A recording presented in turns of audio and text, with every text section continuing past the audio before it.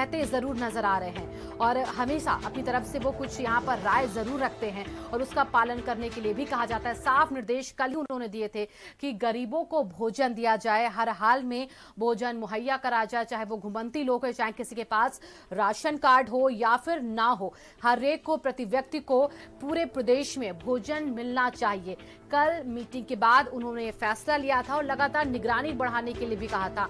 और आज क्या कुछ वो कहते हैं वो बाद में हमें समझ में आएगा, जब उसके बाद बातें निकलकर सामने आएंगी, रिलीज की जाएंगी बातें। लेकिन फिलहाल अभी लोक भवन में टीम 11 के साथ सीएम की इस वक्त बैठक हो रही है और उनके हाथ में देखिए कुछ दस्तावेज भी हैं जिनको इस वक्त वो देख रहे हैं एक एक करके। और उसके बाद जितने भी उनके इस वक्त अफसर उनके साथ मौजूद है टीम 11 के, वो सभी उन्हें दस्तावेजों को देखते हुए शायद नजर आ रहे हैं।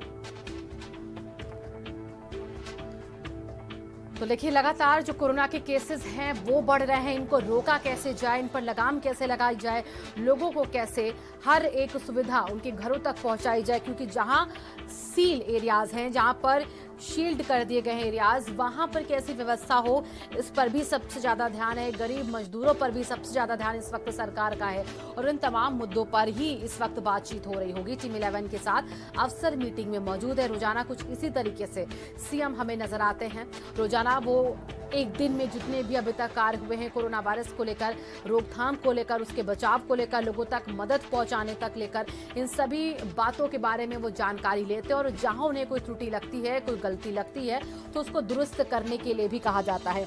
इससे पहले देखिए सीएम ये भी कह चुके हैं कि मेरे पास कोई कंप्लेंट नहीं आनी चाहिए, हर एक तक वो सुविधा मिले जो वो हमसे उपेक्षा रखता है।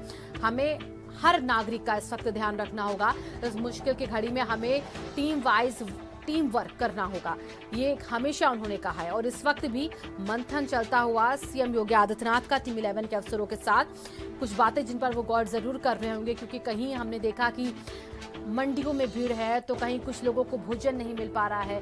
तो ये वो सबसे ज्यादा दिक्कतें इस वक्त लोग फेस कर रहे हैं, जिसकी वजह से महामारी भी बढ़ रही है और लोग भूख से भी परेशान हो रहे हैं। तो इन पर भी प्रशासन की पैनी नजर है। हालांकि इन सभी बातों को ध्यान में रखकर और भी कई अहम पहलू होंगे जिन पर इस वक्त बातचीत चल रही होगी।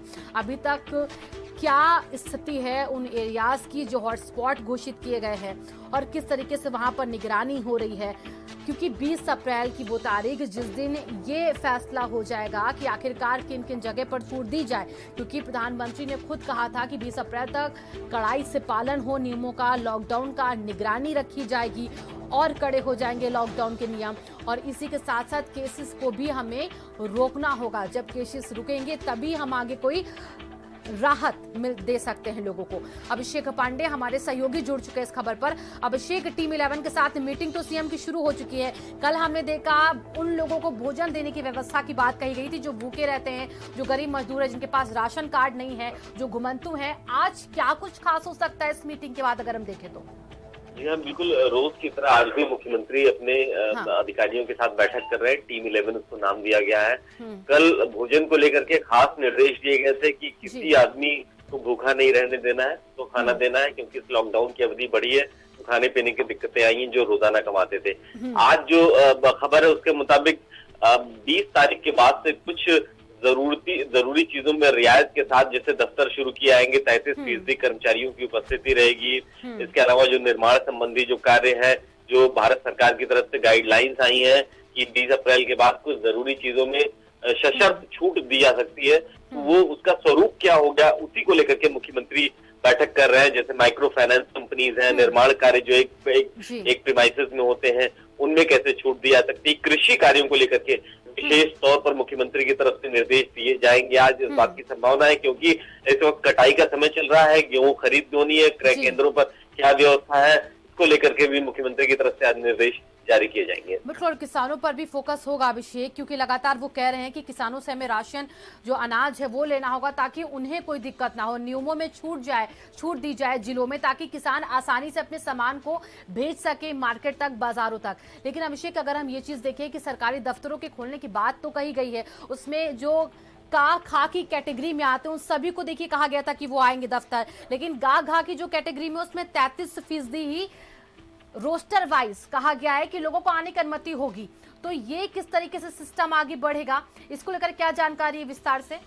देखिए, जो ये ग और घ यानी क्लास सी एंड डी के जो एम्प्लॉइज हैं, क्योंकि विभाग चलाने में, दफ्तर चलाने में इनकी एक अहम भूमिका होती है, तो ऐसे में ये विभागाध्यक्ष के ऊपर यानी हेड ऑफ डिपार्टमेंट के ऊपर ये जिम्मेवारी होगी कि वो कैसे रोस्टर बनाते हैं, कैसे 33% रिजर्वेशन के साथ कर्मचारियों को रोस्टर सिस्टम में डाल करके उनको बुलाया जाए, ताकि सोशल डिस्टेंसिंग बनी रहे और सरकारी कामकाज भी चलता रहे। बिल्कुल अभिषेक, लेकिन एक चीज और ही देखने वाली हो जाती है, जैसे ये सरकारी दफ्तर शुरू हो जाएंगे, लेकिन जो वो इलाके जो हॉटस्पॉट हैं जहां पर पूर्ण तरीके से प्रतिबंध है, क्या वहां पर अगर ऐसे संस्थान हैं सरकारी दफ्तर, तो क्या वहां पर आपको छूट होगी दफ्तर जाने की, कि उन इलाकों को दूर रखा गया है इससे? जी नहीं, बिल्कुल वहां पर रिजर्वेशन बना रहेगा, वहां पे जो रिस्ट्रिक्शंस है जिला प्रशासन की वो बनी रहेंगी, और खास तौर पर इस शब्द को लिखा गया है कि बिना जिला प्रशासन की अनुमति के हॉटस्पॉट एरियाज में जो दफ्तर हैं या फिर वहां पे रहने वाले जो सरकारी कर्मचारी हैं जिनको तो अपने दफ्तरों में जाना है, क्योंकि वो वहां से बाहर नहीं निकल सकते हैं, तो ऐसे में जिला प्रशासन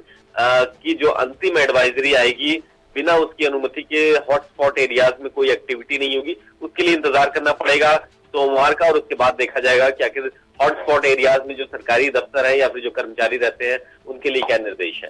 बिल्कुल अभिषेक, लेकिन अगर हम देखें किसानों की बात, तो किसानों की प्राथमिकता इस वक्त सरकार की बहुत ज्यादा है, जैसे कि गरीब मजदूरों की भी है। तो लेकिन अभिषेक, किसानों की अगर हम रियायत की बात करें, उन्हें जो इस वक्त नियमों के दायरे में बंधा होना पड़ रहा है, उन नियमों में कैसे उनको छूट दी जा सकती ताकि वो आसानी से अपना अनाज बाजारों तक ले जा सके?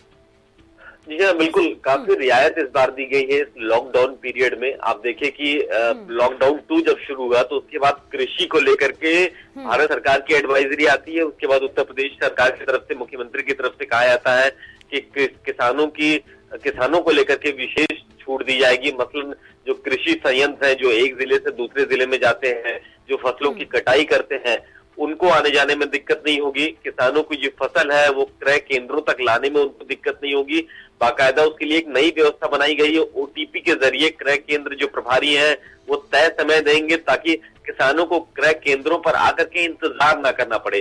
सोशल डिस्टेंसिंग के लिए भी एक नोडल अफसर तैनात किया गया है ऐसे क्रय केंद्रों पर। साथ ही साथ आप देखिए, जो किसानों को इस्तेमाल वाले जो यंत्र होते हैं, बीज है, इसके अलावा कृषि संयंत्र है, इनकी दुकानें खोलने का भी निर्देश दिया गया है। मतलब किसानों को कोई समस्या न हो इस कटाई बुआई और नए सीजन जो फसली सीजन आ रहा है उसमें, इसको लेकर के सरकार की तरफ से निर्देश दिए गए हैं। बिल्कुल अभिषेक, और देखिए मंथन इन सब बातों पर जरूर इस वक्त सीएम कर रहे होंगे।